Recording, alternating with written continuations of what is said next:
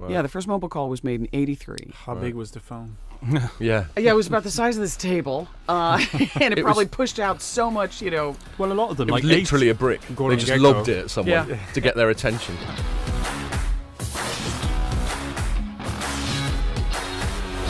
Hello and welcome to another Telecoms.com podcast.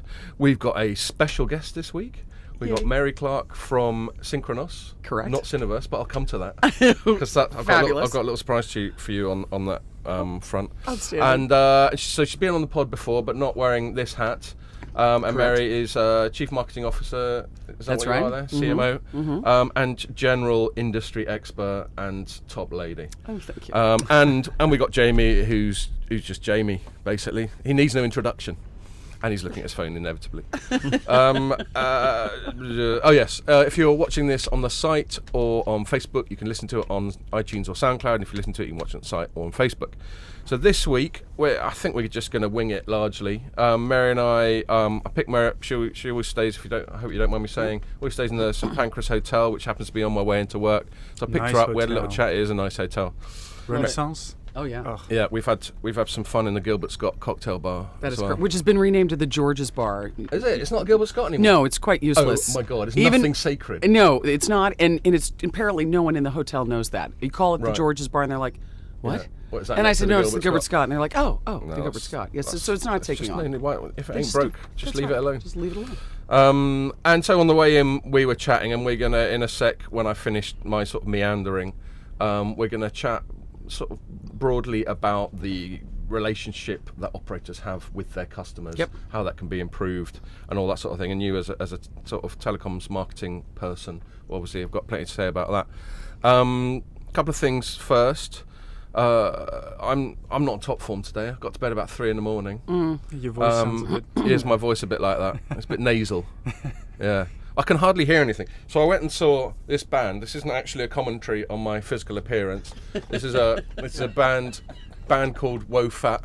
And I looked it up after. They've actually got their name from the main baddie in Hawaii 5-0. Check that out. No way. Yeah.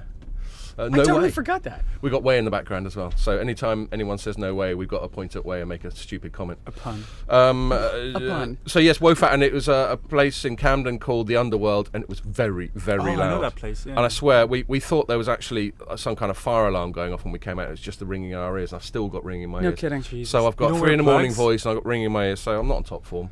But there we go. And you've been at it all week, haven't you, Mary? I've been out late every night this week. So there we are. Good for us. We're so rock and roll. That's exactly right. And oh yeah, what else? Before we get into it, I just thought, Mary, Yes. you used to work at Cineverse. That is correct. And now you're at Synchronoss. And I always thought, what are the odds of moving from one company Yeah. whose name begins with SYN to another? But turns out there are other companies. No. So if you, not that's that why I, you have the list. by the way, if Glenn, if you're listening to this, I'm not encouraging her to leave. But if she happened at some time in the future to leave, and she wanted to stick with this, With my theme?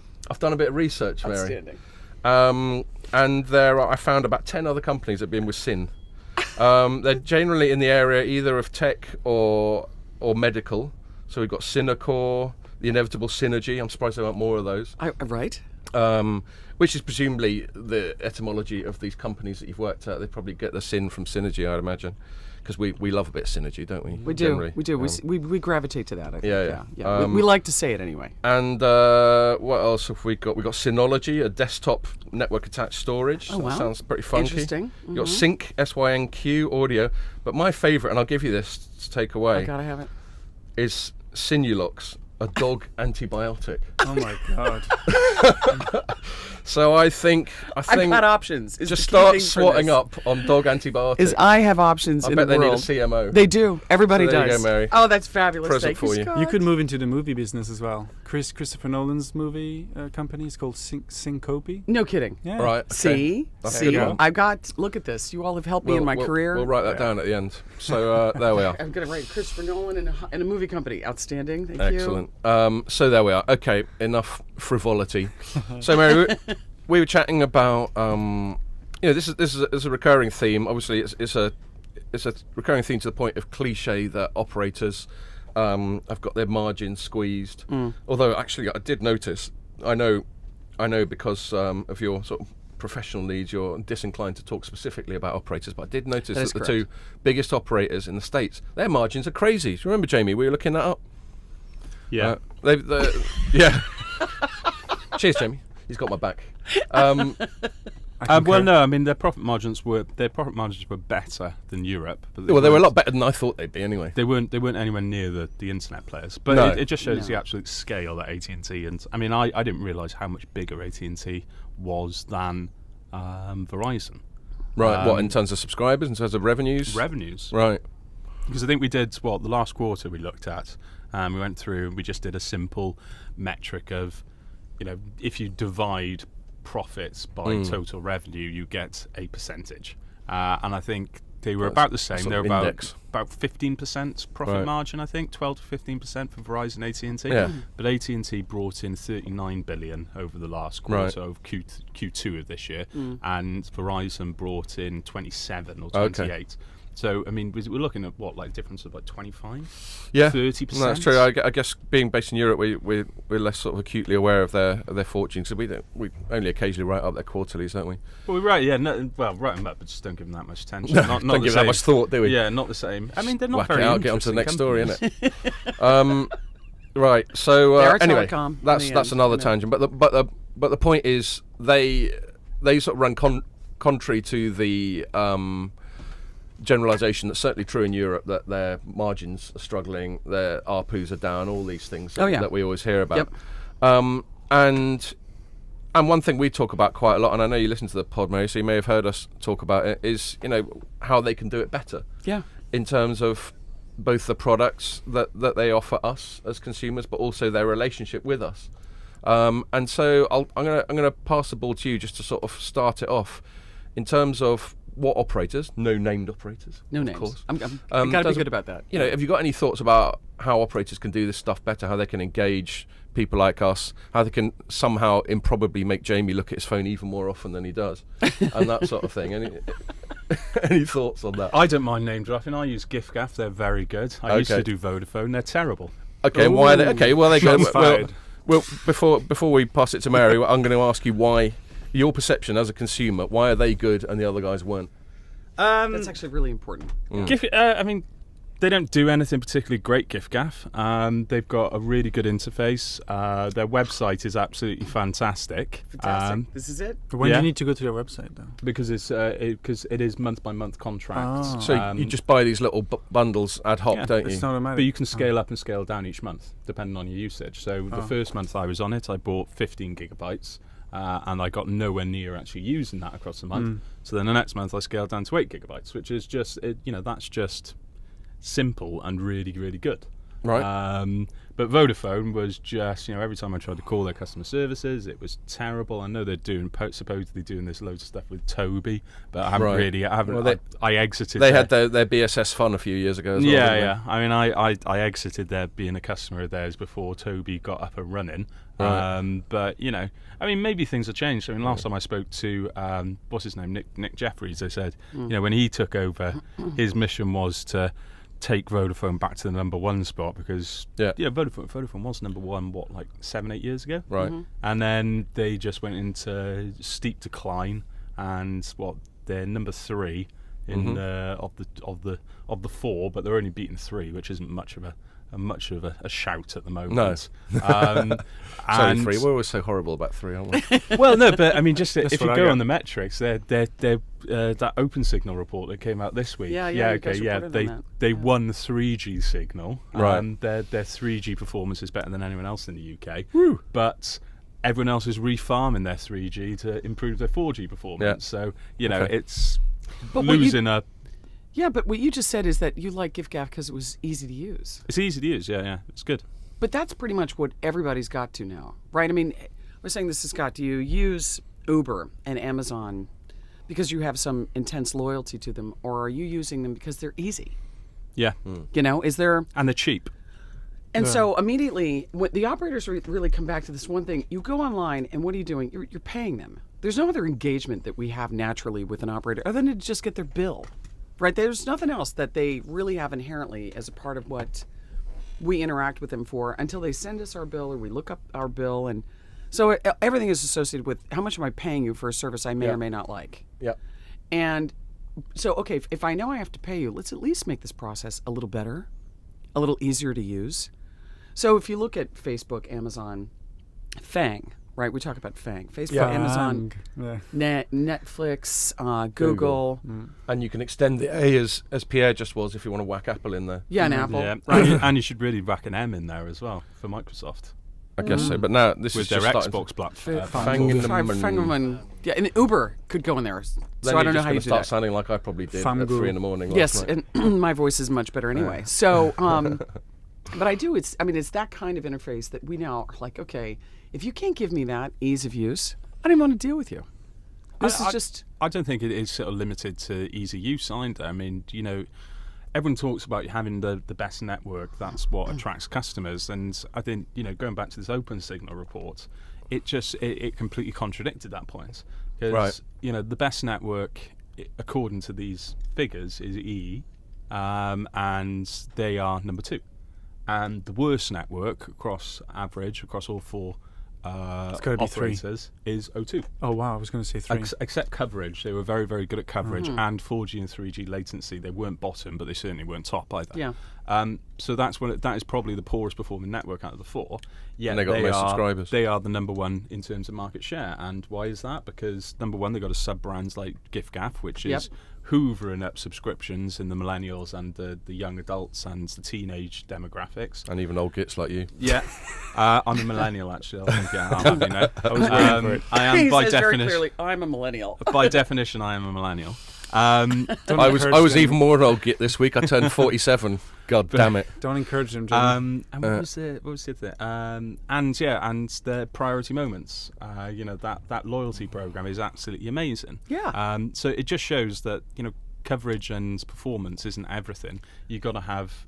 You got to factor price into it. So you got to factor the usability, the interaction, and the value adds. So the marketer would say, what's the value exchange that you're giving to the subscriber for having just being a customer? I mean, I think so. It's got to all line up like that, And so some things, as an individual, you're going to say, I can't pay much more than X. So price is going to be your top thing, of those. But what you just described is what's that whole package got to look like? They've just done incredibly well at balancing the. See, and that's fantastic. Yeah.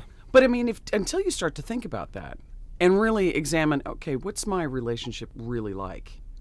And what's the assumption I can make on the retention? So, we always go back to ARPU and churn and the statistics that associate with that. NPS continues to be the one thing that the marketers are judged on. But what it really comes down to is when we get further along here, and I was saying to Scott, eSIM really comes into play, and we start really seeing the terms of service change and get challenged based on what you can do and as a consumer and what even IoT devices can do with eSIM. Yeah. And all of the money that they currently spend, these operators spend on just having the swinging door of the store. Yeah. Right, the call centers, all of that support network behind it. And what we talk about inside of Synchronoss is this digital experience, this whole interface of working with you as the customer, and what's that customer experience like? There's not nearly enough money being spent on this. There's not enough investment. I mean, this is where I think O2 have nailed it with priority. That's great. And it is, honestly, I think this is one of the best loyalty programs That's around. fantastic to hear. I mean, the program itself is good. You offer value, but it's of zero cost. Right. Is it to like O2. tickets and stuff like that? Yeah. Because you're offering them, you're offering customers a discount and you're offering customers early access. But O2 aren't paying for it. They're leveraging that. They're leveraging their audience to drive those offers from the third parties. So, I mean, O2 is nothing but a turnstile. It's not like they're paying. So it's like Amex. For instance, like in years gone, when do they still sponsor the England rugby team? O2. I don't know. I certainly use They used to the England sponsor rugby the team when I'm writing about them. It's an excuse to put a rugby shot up. They used to sponsor the Irish rugby team Right. as well. Or they still might do, actually. I think it's 3 now for the Irish team. Yeah, it used to be Vodafone years ago as well. It's funny that, isn't it? Operators in sport. Maybe we'll get onto that, Mary. Yeah, but don't forget, Tech's a big thing. in O2 Ireland sponsored as well. Arsenal. Yeah. But then, so they used to, that used to be a big money spend, so they could offer something to the customers. And now all they're doing is they're just leveraging this audience and saying, look, offer us a offer us 25% for our customers and we'll give you access to them. So they're not actually spending anything. They're just facilitating this relationship. And delivering it in a way to you that you find easy and rewarding to use. And adding value on both sides. The customer feels like the value is added because they're getting 25% off and early access to tickets, whereas the third party is getting this free marketing. So it's a win-win. Free marketing. That's why it's such a brilliant strategy for them. And I'm surprised 3 are trying it with their, I can't remember what it is, like Way 2 or something like that. Oh, no. Right. They got this new program, but they haven't built up enough third parties to make it really valuable at moments. But they're heading in the right direction, and I just think that's perfect. I'm not aware of, so I'm an EE subscriber. I'm not aware of anything like that, and that's not criticism of them. It's just I'm not aware of it. So if they are doing it, the one criticism I would say is they haven't done a great job of presenting it to me. I'm not aware of them doing it. But what you've just talked about, though, when you think about it, is an entire interaction with O2 that has nothing to do with your bill. Yeah. It doesn't have anything to do with your typical connectivity service. One of the things that I see, and I've been watching now, is if you're tier 1 and you see all the acquisitions for content in the United States, certainly. So Time Warner with AT&T, if that goes down, they're going to have a huge library. They're going to have HBO and all of that. If you're that size of an operator and you can go down that path and you can augment your overall service with that kind of content, you're in a really unique position. Yeah. There's just not a lot of these operators that have the kind of pocketbook to do that. So what do you have left? What's in your tool bag that can give you another opportunity to interact, to do something that's going to make Jamie happy? I mean, this is a real challenge. These guys are they've got to find ways in which to augment the relationship with the consumer, so that it is not just about the bill. And so engagement, so I talk to these folks in the product side of the operators all the time, and they're like, what else can we do? So we sell a personal cloud thing. So this is an alternative to Google or an Apple iCloud and that sort of thing, and it allows you to, through your phone, just have backup and restore through cloud, that service And is you being do it as a offered white by- label thing, don't Yep, you? uh-huh. And it's another example. Oh dear, Who owns the data centers? The data center we just outsource, so we're working through AWS and So it's and so it's a standard sort of storage model, but it becomes another thing. When we've examined in the past what has made some of the OTT players so successful, is it creates a meeting point. If you're on Snap or you're on Instagram or you're on Facebook, you are immediately a part of a community that you have the opportunity to bring together. So all the brands love that, right? Because you have this sort of captured audience that is all interacting because they want to interact with each other. And by the way, let me serve up some things that I could potentially promote to you. Mm-hmm. We don't naturally have that in telecom. Right. You're on O2, you're on EE, you're on Verizon, you're on whatever it is, right? You're not necessarily interacting and you don't have a meeting point. So trying to find that natural sort of similar OTT kind of feel is just not natural for them. So they're looking for these different types of services. So the loyalty play is genius. I mean, the big problem I've got with this is that you're taking the telcos out of. I mean, don't get me wrong. Everyone should look to diversify. Yeah. I think it's a very safe. It's incredibly logical. Yeah. But the problem is you're taking the telcos out of. They're a functional commoditized business, and you're trying to put it into a value add. Yeah. And this idea of, I just don't think it works. The AT&T thing, I think that's just going to, I personally think, and I put a tenner on it, it's going to nosedive and be absolutely terrible. The Time Warner acquisition. Yeah. I just think it's, I mean, they said they're going to launch a new, so that was one of the big news stories that came out this week, is that they're going to be launching a new streaming service to compete with Netflix. And I just think, you're taking a functional business which is excellent at working in the commoditized sort of sector, and you're asking them to operate in a very, very risk welcoming scenario. Well, you wrote it yesterday. It's an incredibly competitive market. Yeah. And you have to really adopt the fail fast business model. Like Netflix tries so many ideas until it lands one. And that is, but that acceptance of risk is not something the telcos are very good at. Yeah, so there's a cultural thing gone. Sorry. Well, no, you guys, you talk about this a lot on the pod. This whole idea of, what's really in their wheelhouse? What should people be doing? Yeah. But what, sitting in the, the executive leadership team meetings, right, that I sit in, no one is satisfied in the lane they're in. No. right? If you're in a commoditized business, you don't want to remain there. No. No one is awarding you for that. So from a shareholder point of view, from a board point of view, you're constantly being challenged to find revenue diversity, revenue growth. I mean, it's like I could sit there all day and say, look, we really shouldn't be doing this. We should just really do what we do really well. Yeah. But that's not what We expand the or we market's- die, like the Roman Empire. Yeah, I mean, it's exactly right. You know, if you're standing still, you're going to be run over, and that's so. There's just no tolerance for that. So it's an oxymoron in many ways, the way in which businesses are run today, because you could make an argument that says, you know, absolutely, we should just really do what we do very well and be really tight at it. But none of the markets really reward you for that. No. You know, you're not being judged on doing that really well. Yeah, you look at like Microsoft share price versus Amazon's or something in terms of trajectory. Yeah, so the model is so difficult. So you say they've really got to adopt the fail fast method. That's also a total oxymoron for these traditional businesses. They have no idea how to do it. They just don't want to either. It's Well- scary to them. Yeah, and so the middle management is just like no way. Yeah, it's terrifying. Right? The senior management is just like, yeah, I got to do this. I got to figure out how to do it. I mean, it is a constant push-pull inside these And organizations. presumably there are sort of cultural challenges to do with, for Huge. example, how execs are compensated. I'm not going to ask you a personal question about how you're compensated, but you know, presumably, most people at your sort of board level, there's a fair bit of structure and variability depending on how many bright ideas you come up with and all this sort of thing. What there isn't is a massive, you know, just keep the ship on a even keel. Not a you know, thing. Don't rock the boat bonus. Not a thing. No. I mean, this is. I mean, I've said this before, and it's. I mean, firstly, I don't see anything wrong with the commoditized business model.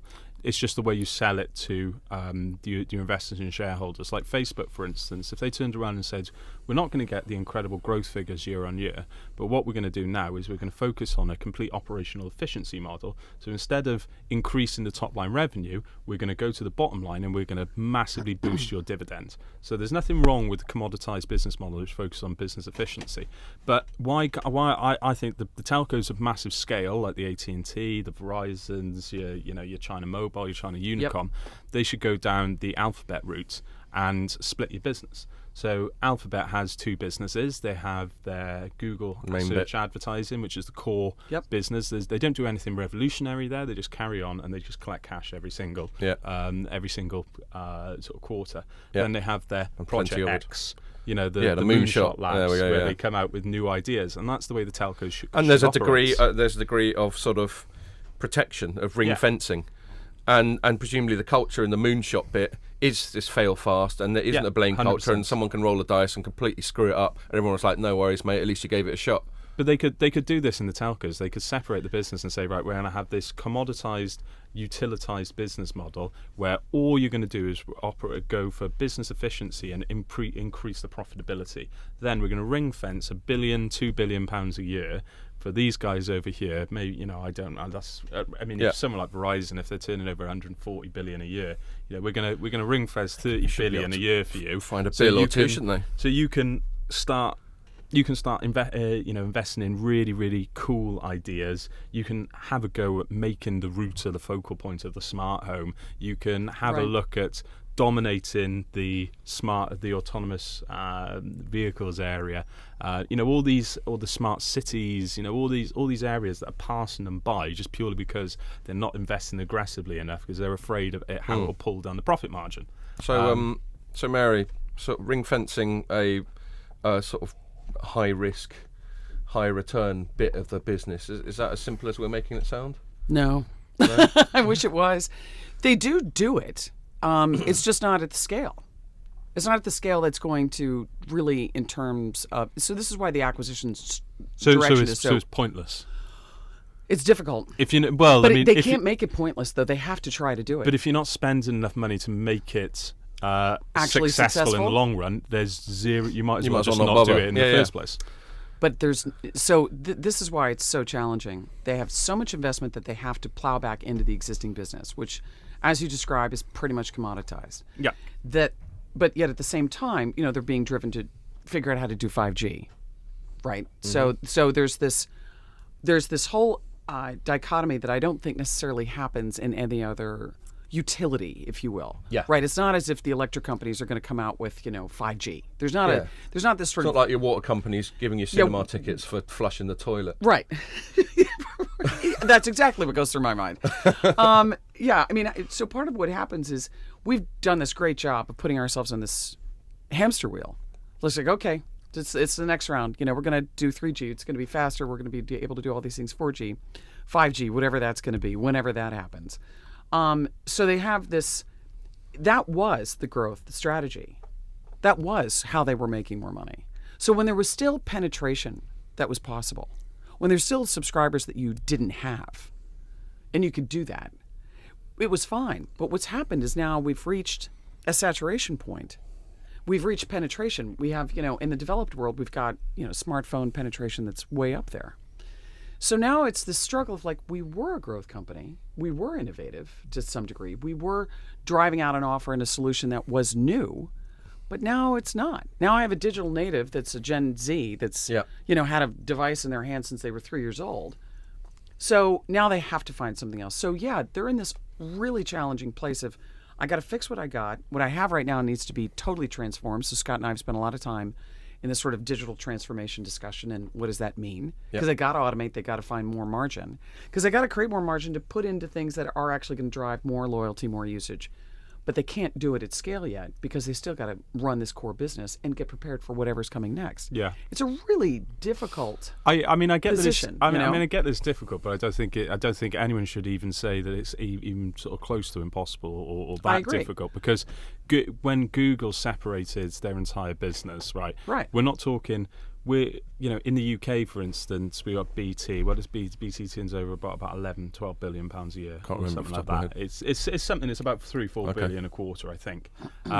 Right. So separating their business from core commodity through to the really interesting stuff over in the Moonshot Labs. Yeah. Right, for a $11-12 billion dollar business. Yeah, okay, that'll be that apparently is immensely difficult. It is tough. Google managed to do it for a $90 billion business where everything is so intrinsically focused on the search engine.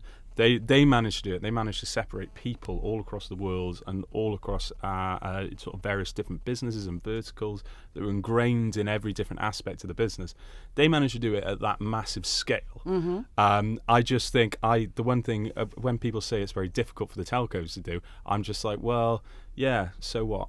Right. Stop using that as an excuse because everyone else do it. And that's why we talk to them about trying to find other ways for them to have different solutions that are going to give them an opportunity. So we just did a deal with AT&T and Smart Buildings. We announced it a couple of weeks ago. And so this continues. Smart cities is, not really happening yet. It's still, very much test bedding in various cities around the world. There's some, more sophistication and more maturity in some markets. Singapore is, the example most typically. But they have to do this. They have to figure out how to do it. And I think this is what you just described, the sheer force of will that the leadership team and the board has to have to drive to this. I cannot express enough to you how hard that is to get. Yeah. If there was one thing that I would say, you can make the culture, you can drive a culture that will embrace that kind of a change, but man, you've got to start so high up. It's got to be everything is to totally embrace it. That's and you have to be crazy like Steve Jobs. Yeah, that's well, how actually, you got the iPod. You mentioned Steve Jobs, and that might be a good example to expand on what Mary's saying. And then I'm going to, because Mary's got a hard cut off because she's a high-flying exec and has got to go and do important meetings and that sort of thing. Always. If you've got that strength of personality, but also that degree of total, I suppose, dominance over your company. So while Steve Jobs was running Apple, certainly in the second incarnation, what he said goes. There was no, he presumably didn't have to put it to a committee. Leadership is everything in this. Yeah, and maybe that's another reason why these internet companies, which are younger companies, you look at Google, you've got Larry Page and Sergey Brin. Facebook, Facebook, Zuckerberg. No one's questioning that Zuckerberg calls the shots. One is 10 people. Yeah, exactly. Yeah. And that does give me a segue actually talking about these internet giants, because some of the stuff we've written about this week, Google's come up quite a lot. Jamie's written. The other thing is you got the right type of people at the top, even when they're not young. Yeah. Like at Microsoft, you got Sadhna Yadella. They eventually got it right. Sundar Pichai. They got these. They're not young, but they're people that are looking at the industry in the right way. Yeah. The telcos, you look at, it's just a bloody merry-go-round of executives that old school, developed in the analog age, that are still running the business in the digital age. And, they've just got a merry-go-round. So it's back to the cultural thing. Yeah, they're going from company to company and just compounding the problem at the board level. Yeah, I mean, these internet guys started off the way they meant to go on. Yeah. Right? So it's not as if that's happened with these 130-year-old businesses. Yeah. I mean, these are still, telcos that have gotten a wireless license that now we all look at as, essentially almost new. But really, the first call was made in the United States in '83. So that's not that long ago. First mobile. Yeah. Cool. Right. Yeah, the first mobile call was made in '83. How big was the phone? Yeah. Yeah, it was about the size of this table, and it probably pushed out so much, Well, a lot of them, It was like literally a brick. Gordon They just Gekko. lobbed it at someone to get their attention. I mean, AT&T started as sort of like merging together various different businesses from the radio world, didn't Yeah. it? I don't know my history on AT&T that well, but it evolved from 8 or 9 different businesses that all merged into one, and that was then forced to split out again. That's right. Years later. Yeah. So it was American Telephone and Telegraph. Yeah. Was what it originally started off with, and it was one of the very first companies ever listed on the stock exchange, which is why its symbol is just the T. Back Yeah, when the, yeah. back when the Yeah. distinction between telephone and telegraph was important enough to put in your company That's name. exactly right. And so it was, sort of 1891, Right. 92, something like that. Yeah. I'm going to push the segue because otherwise we're not going to talk about anything else until you've got to go. And it's not a big one, and it's kind of on your home turf, I think, a bit anyway, Mary, which is one area of diversification that is coming up quite a lot, both from the telcos and from the internet companies, is smart home. Yeah. And I know that Synchronoss, as I would define your company, it sort of helps. You're there to sort of produce sort of white label products to help operators diversify, Yep. Especially in terms of some sort of consumer offerings. I'm sure it's a bit more complicated than that, but No. that's what I'm going to go with. You're getting really good at this marketing stuff. I mean, you downplay it all the time, but you're really getting better. I look at it as my tutelage, really. Oh well, you're too influence, kind. You're too kind. influencing you. Flattery will get you everywhere. And so there've been some announcements this week. In fact, this reminds me of a slight tangent for myself. Everyone's a bit worried about how these internet companies, there's like data privacy scares. Sure. Google's just had one with Google Plus, so it just pulled the plug on it. Facebook's obviously been having a nightmare all year with that Cambridge Analytica stuff. I'm going in a week's time. I'm going to Hong Kong, and I was just chatting to the people who were organising my travel to Hong Kong, and they were saying they're having a bit of trouble with availability.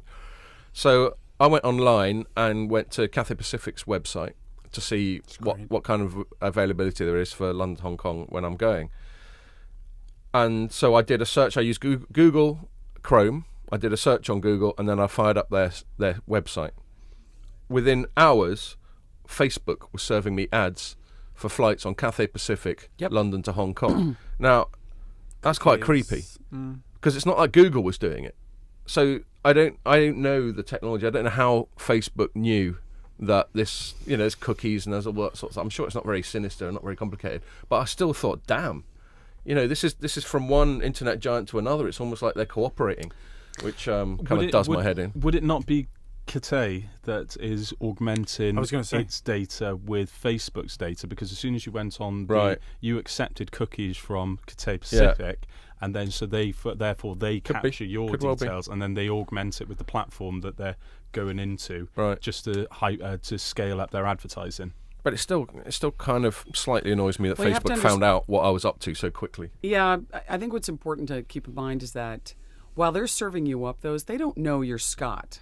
Right. What they've done is, at any moment in time, as you're on the internet, there could be 10 to 20 companies, right, that are looking at your traffic and are gleaning information about that, and then turning around and finding the right IP address to then serve up the right ad. But it's not as if all of a sudden they have gotten your data. They just know that you're a person on this IP address. Right, And fair so enough. companies like Axiom and that sort of thing. It came on my phone as well. Oh yeah, omni-channel, which is of course what the marketer wants to do. Is they want to hit you on every channel that you have. Yeah. But you are being observed as a consumer at any moment in time. Certainly am. But it's not. But it is not as sinister as we think about it. It's not as if they know it's Jamie and they have your details. Right. You know what I mean? It's they know that you are a user that has just looked at this, so they've captured the data that it's appropriate. And this is a huge industry to then turn it around and say, okay, here is something that's relevant that apparently this IP address just touched. And so let's serve that up. So there's, Axiom is a good example of that. There's a bunch of companies that help other brands coalesce this data and bring it back to you. Although the algorithm is still a bit rubbish. I've spoken about this before. Yeah, because I get served an ad for something you just bought. Well, and like on Amazon. But this is a good example of why that should make you feel better, because they don't know you just bought it. That they're a bit. No. But I think it'll be complicated in the fact that you've got numerous people coming off the same. I mean, off your IP address at home. You've got which is X amount of people. You'll probably. So I do this. When I go back to my parents are constantly signed into their Gmail accounts. But when I go on their computer, so my dad is in theory searching the internet. But then I go on it and I search for something, and it throws off all the algorithms because I'm plugging in my data stuff into Dad's profile. So Dad all of a sudden has, my dad's 68, and all of a sudden he's got all this stuff about golf and all that on his profile, and then I go on it and I start, I don't know, I might look at the we tech don't want to stuff, know what I might look at BBC. Look, he's rugby. cleaning it up for me. That's why he's making it all clean I now. throw off all the data and confuse the algorithms because I haven't used the digital economy properly, and in that I haven't signed in to my profile to further personalize my profile. Well, and you also haven't dumped his cache, right? I mean, cache is just an enormous thing that we'd never think about, but oh my God. That's a huge issue today. The amount that we're caching in just our typical interaction on our phones and on our devices is just enormous. So for us to kind of clean it up and be able to kind of be presenting ourselves as fresh, we don't have the time for that, and we're accepting cookies constantly. So it's a cycle, right? We're just kind of in this loop of that. Makes you want to just like chuck your computer out the window and start again. Yeah. But you probably can't do that. I imagine whatever sort of digital footprint you have just follows you around like a stray cat. Yeah. Well, you're signed in to your email address on that, I'm assuming, and probably signed in on your Gmail account on your work computer, and then probably on your tablet as well. So that's the way that Google's following you. It's got and I even use Google Pay, so it knows what I'm up to. Yeah. It knows that for some reason I was trying to get to King's Cross Station at a very late hour last night.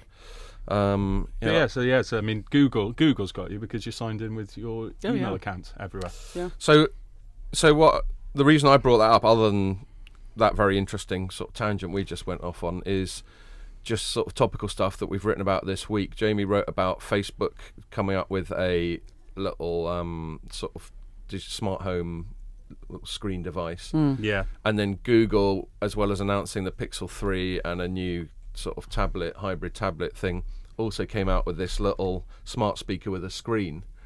And there's two things I want to talk about that. One, I'll talk about myself, which I thought was interesting with Google. And then I'm going to sort of pass it to you two just to talk about just the smart home in general as a commercial opportunity and that sort of thing. But the Google one, they made a Virtue with their there's just a little 7-inch screen attached to a smart speaker. I personally, we've spoken about this on the pod, I don't get these smart speakers. Talk about letting another spy device into your house, for God's sake. Tinfoil. But but Google's aware of this because Google goes off and does focus groups and and they're aware of the fact that people like me are getting a bit freaked out by how constantly monitored we are. So they've made a Virtue with this device of it not having a camera at all, and apparently that's so you buy lots of them and keep them in the bog and the bedroom and that sort of thing, without worrying that Mr. Google can see all you that's going on the job in both senses of the word. And they've also got a hard audio cut-off switch.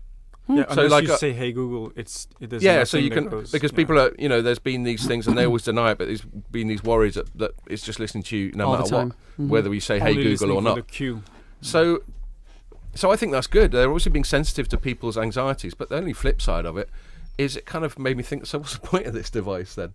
You can't do these video calling and the stuff that Facebook and so on and Amazon are banging on about. You can switch off the audio, so then all you then got is a rather small screen just sitting around littering your living room. I mean, the Facebook one has done something similar as well, is that they've got they're making this privacy a big selling point.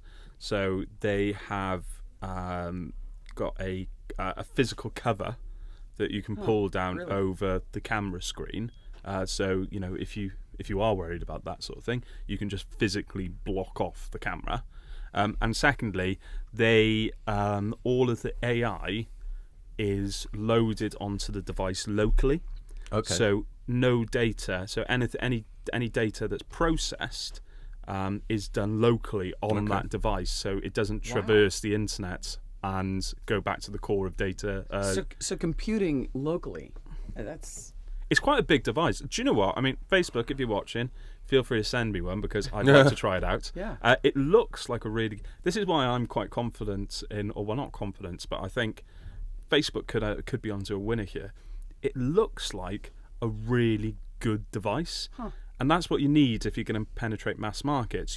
Well, early a good adoption. product, Well, early adoption, you need something that's really technically savvy. The algorithms are really smart. The AI is amazing. So you get those early adopters in. When you're looking to penetrate the mass market, you need something that looks good. Something that fits in. You buy it because it's a smart product to put in your living room, not because it's technically amazing, right? But it's something that fits in your living room, and you buy it as a sort of like a fashion accessory. Right. It doesn't need to be a new device. It doesn't have to be a new device, but it's just got to look good. Remember the analyst smart we in talked to? terms of not intelligent necessarily. It is smart because it's smart looking. But this it's a is TV. Yes, yeah. I mean, a this TV is, could be your smart home device. It's already there as a TV. You might as well be something it could do. able to Smart talk it to. up. but you can't Yeah. take it. You can't move it. Well, you can That's move the the only Google dance. Homes, or Yeah, you can. yeah, but you wouldn't unplug it and move it somewhere else. Yeah, I mean they've got battery life on them anyway, and even if it is unplugging it, it's literally about that big. So you literally just That's unplug really it and cool. carry it. So yeah, but no, I get what you mean. It is plugged in. It's only in to one the room wall. typically. But then you can buy, because they're only I bought one for my parents and my brother for Christmas, and they're only £39. See, and that's the next thing. So then you can price buy point. 3 or 4 of them So you and can have just them around the you're house. pretty much in impulse purchase territory there, Yeah. aren't you? But this is, I mean, the very reason that Facebook are making a good assault on this market is the very reason that smart watches have failed, in that people buy them because they're good technology products, but then to penetrate the mass market, you need to convince someone. A watch is a fashion icon now. Totally. It's not. You can tell the time off the phone. It's the functionality of a watch has completely disappeared. So you need to create a device which everyone in the industry or everyone in the mass market look at and say, "Oh, I like that. It's fashionable. It's something I want to wear to show off." Yep. And no one's done that really. Apple tries with these sort of different straps and that sort of thing. Yeah, but they haven't made a device which you would say that's better looking than the watch that I've got on, so I'd prefer to wear that than. I mean, that's what No, Facebook. I mean, have Square. done. I've always thought with smartwatches, I thought Square is just a bad start. Yeah. We're used to round. Yeah. That's a good point. Square doesn't do it for me at all. Then you're getting back in the 80s. We had those Casio watches Yeah, that had yeah, little yeah. calculators and shit on them. Look, I just don't want to be bothered that much. I mean, the idea, I watch people sit there and have the smartphone on, and they get the text messages, and they're looking down. It's bad enough that I have my phone right It's there. annoying. Yeah. I can't. I think I'd lose my mind. If I had a smartwatch on my Constantly wrist. notifying you. Yeah, I just Yeah. I can't. Yeah, no. It's To me, they're totally- only good for fitness, and that's it. So You I go for so a I run. have, So this I have is- no need for them whatsoever. Yeah, ever. So all I've got is like just a little dial on this watch that just shows me my steps, and it connects to an app. Oh, that's cool. That's So- good. What's going on? Is it? Yeah, so Okay. it's just a watch, but this is there, and it connects to my. I mean, that's the reason that what's it called? Fitbit. Yeah. They're the only ones that have really made this niche work, because they offer a very simplistic device for an audience and at a price At a which price a lot point. of people can afford. Yeah. So just to steer it back, because we're starting to run out of time, Mary, I wanted to ask you about it, the smart home. Sure. So, from a marketing exec's point of view, what are the opportunities? What things have you seen done well? What things would you like to see more of? Any of that sort of stuff to do with the smart home commercial opportunity? Well, it's a little bit of the battle of kind of getting at the smart aspect of this, of how fashionable can it be versus Right. what's the price point. And so the entry into smart home has come via energy and energy consumption. How do you maximize and optimize that? Right.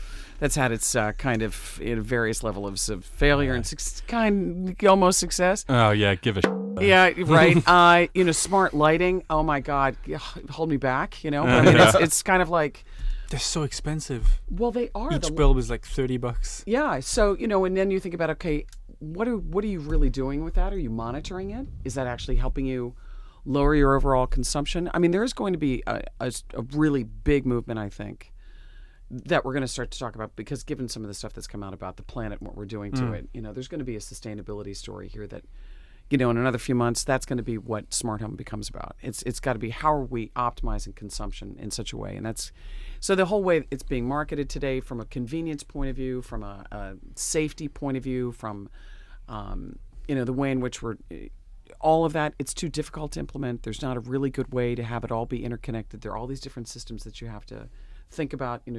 Google and AT&T and Amazon, and everyone's trying to create essentially a suite of products and services that are around this, but there's not enough of a demand to really make this, I think, it really make it sustainable as a business model. So what we're doing now is we're kind of attacking this as sort of just smart buildings. So if a home is a building, what are the kinds of solutions that we want to sell to just a building and optimizing a building? So that's kind of the direction we've started with. I see. And a building actually is kind of almost a living, breathing thing. People come in and out of it. The entire dynamic of the building changes if you have Right. more or less people in it. Okay. How much consumption do you have when it comes to HVAC? How much consumption do you have with water? Can you optimize that? Can you figure out how to monitor it well enough so that you can actually reduce expense and reduce your carbon footprint and all of that? You can. So so that's a lot of what we're spending time on, is building that. So this has been a space dominated for a long time by folks like Johnson Controls and Honeywell and those sorts of folks, right? But the data that's been pushed off of these platforms has not really been made available to even the building manager. Essentially, you hire these guys and you say, okay, I want to spend this much and I want to save X amount from my existing bill. Well, that's not actually optimizing. What you are saying is, I want you to handle that for me, as opposed to, I want to get that data. I want to better understand what's going on and how am I using, what's my consumption, and could I actually make that data available to somebody else? Could they use it for something?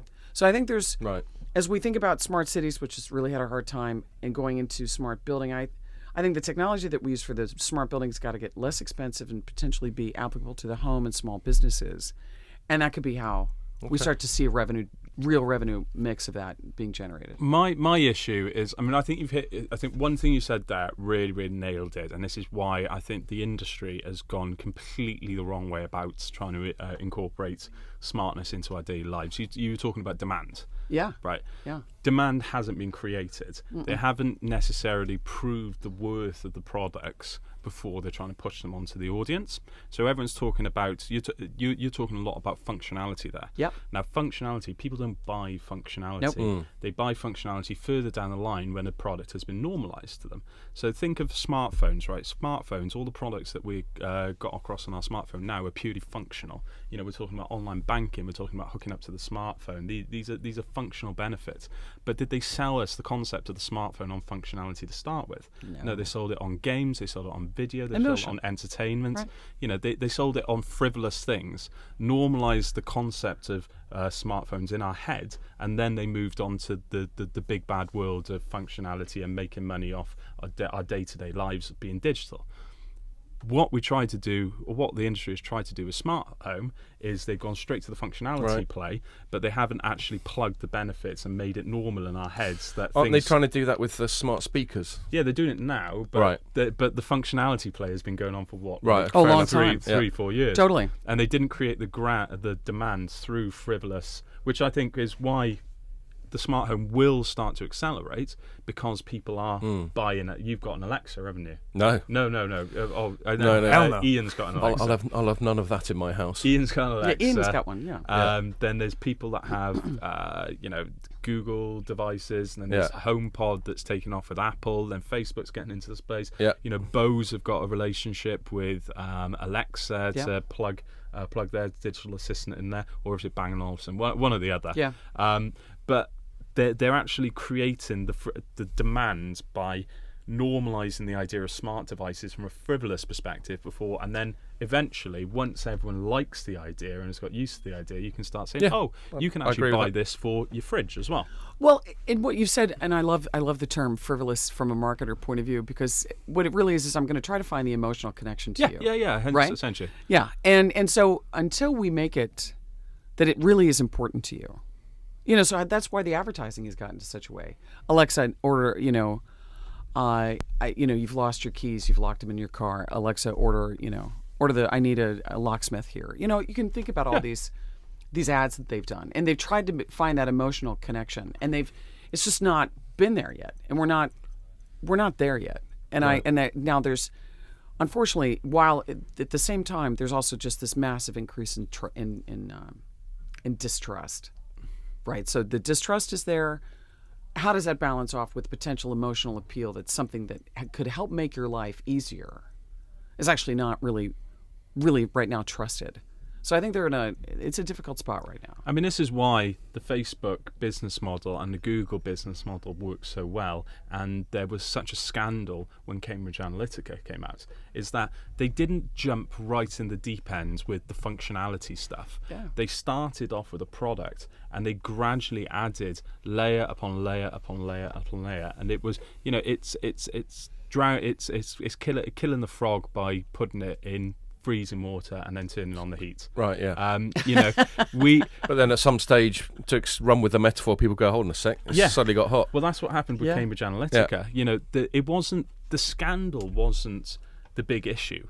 I think the big issue was the fact that all of a sudden the curtain was pulled back and you saw this incredible data machine behind that you'd been gradually normalized to through updates and additional services, but the technology companies hadn't taken you on the journey and explained to you what they were upgrading every single time. But at the same time, part of that is, okay, I have to find revenue diversification here. Yeah. I have to actually make money doing this. And so this is where that, going back to the earlier conversation of the decisions being made to continue to add to the functionality, add to make it so that we continuously are attracted to it and emotionally it appeals to us. They got to have an engine that's generating cash to make it so that you can develop those things. I mean, I run product management in Synchronoss, right? And it's a constant battle of what am I going to build? Yep. Right? And am I going to spend money in one of four places or all three, all four? It is so hard. I can't express to you. It is so hard to know that you've got something and people really like it. And then you have to figure out, okay, I got to continue to drive and put money into this. Yeah. What's the source of that going to be? Yeah. I got to continue to find more money to do this. And that's got to be taken away from something else. And or you got to find, the new idea, which is, the corporation drive for revenue diversification in order to simply maintain an existing service is just a massively challenging issue. And so what this was about was, they got too far ahead of their skis and essentially trying to make sure that they had the revenue diversification in order to continue to build on top of this. But was it the cause or the effect? Right? Where's the push-pull of this? Was it the emotional, continuation of having it getting the next billion users? What was driving that, to make that decision? It's a constant corporate dilemma. We're sort of running out of time. I guess one thing just to sort of go full circle on that and putting it back to operators. Sure. So we accept that there's a bit of a trust deficit. Every time we hear about Cambridge Analytica or Google Plus more recently having this breach, and then they didn't even tell anyone, and they're going, well, we didn't have to tell anyone because no one exploited the breach. But people are going, well, it's still, still be nice to know, mate. So there's these trust issues, and obviously they'll be throwing sort of messaging resource at Yeah. that. But it strikes me that that is one area in which operators, I'm not saying we necessarily trust operators more, but let's say for the sake of argument we do, where operators can position themselves as this sort of trusted partner for technology, for the white label stuff that they might be getting from your company. Oh, and congratulations on getting out the NASDAQ doghouse as well. Thank you. We're very happy about that. Yes, I bet you are. And so yeah, there's the trust as well as being the utility that we were talking about earlier, where you've got everyone talks about this. You've got this natural customer relationship already. You're already in their house. You're already in there. You've already got a billing relationship and all that sort of thing. But yeah, maybe that's the trust thing. You go, okay, we might not be as sexy as some of these internet companies, but you can. We absolutely sell our personal cloud, for example. That's one of the leading value propositions that we talk to people about. My operator knows more about me and has known more about me than almost anybody else. They know where I am. They know, who I'm talking to. I mean, we already have. I've said for a long time. It's not very, terribly sexy, but they are, the guardian of my mobile existence is my mobile operator, and it is a natural extension for them to actually have more opportunity to help me in my digital world manage it and optimize it, because I already trust them. I may not like them. There's an interesting thing here where you don't necessarily like them, but we have almost by default trusted them, and you're not going to have a brand affection like you might have for Apple or something like that, right? And so there's an interesting dichotomy, and this is a real challenge inside these operators today. Is where's the governance, risk, and compliance organization opposite the other side of the house that says, okay, we can monetize this data. So this challenge and clash happens all the time, but they haven't done it yet. The problem is, and you just nailed it there, they haven't done anything about it. No, and they might not in pure reaction to just this. I mean, to be perfectly honest, I think yes, I agree with you. There might be too many arguments from the stubborn side of the business to prevent it, but I think that's given them a little bit too much credit in the smart home in particular, because I think they've lost that battle already. Mm-hmm. They had the opportunity to make the root of the focal point of the smart home, yet through inactivity and lack of investment and not creating an open platform with open APIs that other people can plug into and develop services on through the router, they've allowed Amazon and Google to wrestle the ecosystem into the smart speaker. Mm-hmm. They through inactivity, Google and Amazon have snuck in and just said, we're going to dominate the smart home and we're going to let you build everything off the back of the speaker as the focal point. Yep. So as far as I'm concerned, they've lost that battle. I mean, they're trying to play, and they're going to continue to try to play catch up. I mean, the smart home is one aspect of the way in which they're looking at sort of smart city in general is what we're talking to most of the larger operators around, is how they're trying to attack it, because I do think they've realized the home is not where the revenue is. Okay. I mean, it's a more challenging market from a consumer mass market approach. So if they started where they know connectivity and reliability of connectivity is so critical, and they can add value on top of that, that's where we're seeing more smart city the approach. And if we view them as the utilities to some extent they are, it makes sense that they be going on a citywide scale rather than a house by house, because that's what utilities do, don't they? Yeah. They still have to create this open platform, though. I mean, I'm yet to see anyone to do it. You need to create an open platform with open APIs that people can. We're going to hear more about that. Yeah, it's coming. I mean, Jamie, look, whether they're successful or not. I mean, I'm trying very hard to help them be successful doing that. And what I think they need is partners. I mean, this is not just promoting Synchronoss. In general, they need to be able to partner better, because they could do a lot with partnerships that they don't today, and figure out a way to really, beyond what they currently do with partners. I mean, it is, and it's not the traditional player that they've been with, but we are talking to product guys inside that are really thinking about this, and how do they create that kind of developer-friendly, open environment that can drive services in that still leverages their connectivity. It's just back to what we talked about before. It is so foreign to their entire mode of operating. Yeah. So some are going to be a little bit better in doing it. I mean, I think we're definitely going to see pockets around the world where have a couple of examples of these operators capable of doing it and actually executing well on it. It's just how long is it going to take? Right. But they got to do it. Talking about partners, you've Yes. got to go you've got to go and visit a business partner now. I do. And I if do. I keep you here any longer, they might not be your partner anymore. Yeah, no, you're quite So, right. I have to figure out how to get. A yeah. taxi's the right move, I think. Yeah. I think so. So we're going to do that. So, but thank you very much for coming. It's always a pleasure to get you on. Oh, I was so happy Whenever to see you're you. around, Yeah. let us know on a Friday, and we'll do this. Ideally not at 9 a.m, Pierre. It's all your fault. You know yeah. that. But yeah, great chatting to you, and thanks a lot for No, coming. thank you for having me. I appreciate it. Okay, Absolutely. and thank you everyone for watching. Make sure you join us for the next one.